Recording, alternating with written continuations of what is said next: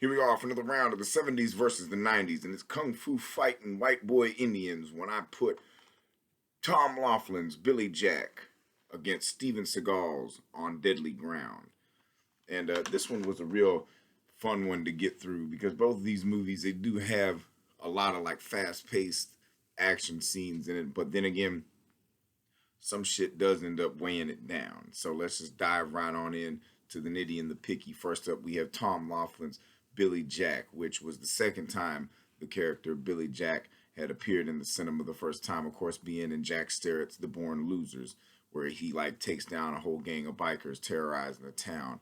And Billy Jack, now we see him protecting a school of like a lot of like troubled youths and stuff, kind of a very like hippie-ish type of school, very new age type thing, and he get a lot of flack from the townsfolk and stuff. Also, you got there's a whole thing about people stealing Mustangs for dog food and stuff, and on Indian land and stuff. Because the character Billy Jack, played by Tom Laughlin, who also directed the picture and wrote some of it as well, he's a half Indian, ex Green Beret, Vietnam vet who he don't really take no shit, but he's also trying to be very zen and everything.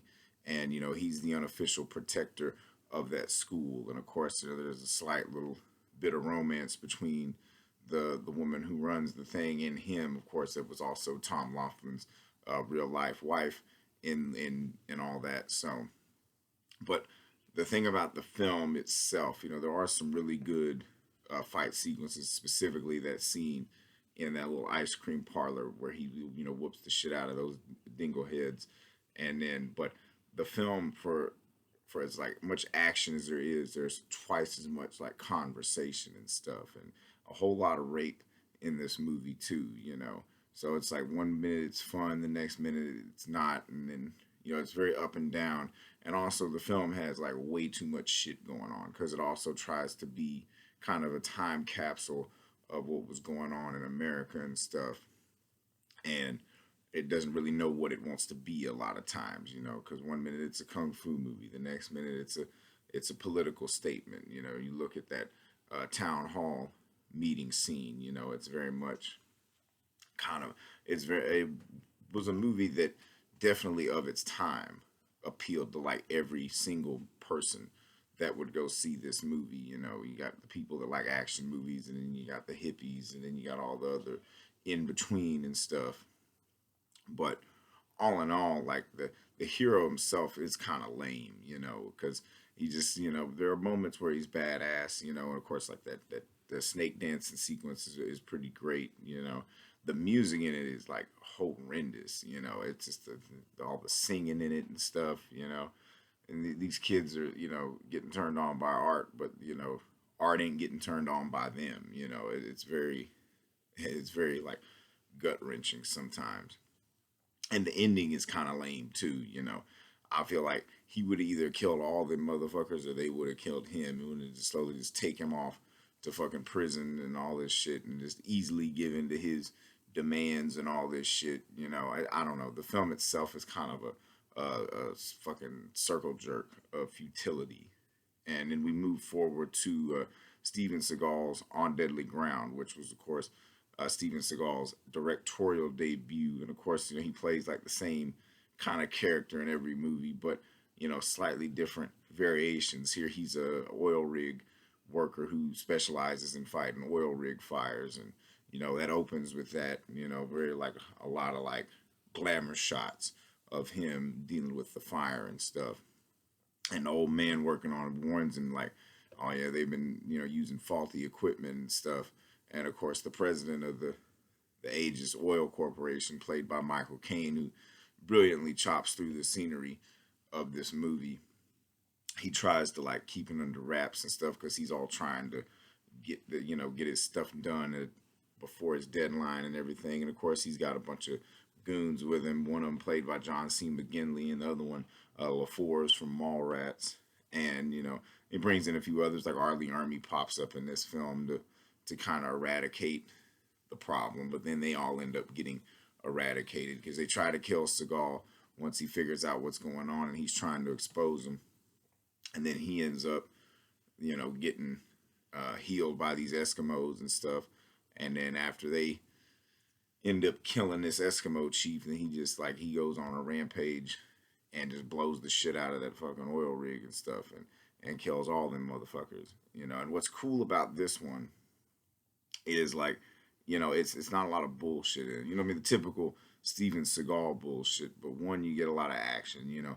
Honestly, that scene in the bar where he's defending the Eskimo dude that is getting harassed by that fucktard from Goodfellas, he that scene is a little more badass than the ice cream parlor scene in Billy Jack. And one thing about it, we get down to the nitty and the picky, because both these movies are basic ass plots. It's really less center around who the fuck is the better action star. Tom Laughlin, he mainly played Billy Jack, so in a way he's not that much different than Steven Seagal, because like Steven Seagal's characters, they all had different names, but it was pretty much just whatever Steven Seagal persona that he thought he was on the big screen. Kind of that silent badass that he won't whoop ass until he absolutely needs to, and he does that very proficiently in that bar sequence. He beats the shit out of a bunch of oil rig workers, and then fucking also, the villains in this film are a lot more threatening. The villains in Billy Jack are not that threatening. It's thing about it is, it's like the Billy Jack itself was very anti-establishment, which is par for the course for movies of that ilk, and of that time. But it wasn't, the actual people weren't as threatening. You get the sense that Billy Jack could have took out all these motherfuckers if he just hadn't had so much time trying to wrestle with his subconscious and stuff. Whereas like Steven Seagal has no qualms about taking these motherfuckers out. These motherfuckers are real lethal type, scum sucking bastards of the world. They don't give a fuck about ruining the environment. They're just worrying about their bottom line type shit. And of course, like the acting is a lot better in On Deadly Ground than it is in Billy Jack, because like most of them, there are a lot of non-actors and stuff in it, sprinkled with a few somewhat professional actors. But also, because the thing about it too, like Tom Laughlin was one of the many actors that were heavily influenced by the style of James Dean. At the one point, there was like two camps in the 50s. They either wanted to be Brando or they wanted to be James Dean. And Laughlin was one of those James Dean people. And case in point, when he was in Robert Altman's The Delinquents, he was trying so hard to emulate Dean. Whereas like Steven Seagal is only trying to be the screen version of Steven Seagal. And I think, third or fourth string of the fucking action stars of the late 80s and early 90s. And like I said, in the acting is way, because when you got Michael Caine playing your villain, he's gonna know how to chew the scenery and be a fucking really big asshole. And of course, like everybody else in the film, even the Joan Shin, who plays the Eskimo lady that ends up helping Stallone, or ends up helping Seagal in the end, get everything settled, the score settled and stuff. And of course, even ends on a little message of like environmental protection. So once you get done with all the ass kicking carnage, then you get a bit of the political statement. The beauty of On Deadly Ground is it doesn't let the conversation weigh down the action the way that Billy Jack does. Because honestly, I think Billy Jack runs a little too long. You could have had a tight hour and a half movie. You could have shaved at least maybe 20, 30 minutes off of this movie, and it would have been a lot tighter. You could have done without a lot of the stuff from the fucking school, because like I said, there's so much shit going on. The film doesn't necessarily know what it wants to be. The beauty of On Deadly Ground is that it just gets to the point. Never a dull moment in the film. And the Indian stuff is a lot better. It's Eskimos and it all, native whatever. And, that very trippy sequence when he goes through all that stuff. And fucking Indian titties and everything, it's just a wild movie, and it definitely, the action is a lot better, more thrilling and intense. So this round is clearly got to go to On Deadly Ground. One, because like I said, the acting's better, the action's better. It's just, a way more entertaining movie in my opinion. So for anybody keeping score, that is 90 to 71. that 70s are only up by 19 now. You know, that lead had grown considerably, but you know the 90s can come back and surprise you with those 1-2 punches. It definitely surprised me because I didn't expect to like a Steven Seagal movie again. So if I've said anything wrong, anything you disagree with, feel free to eviscerate me in the comments. It's just one asshole's opinion on a very long, self-indulgent journey to see which decade was better for movies, the 70s or the 90s. 70s are still up by 19, but who knows?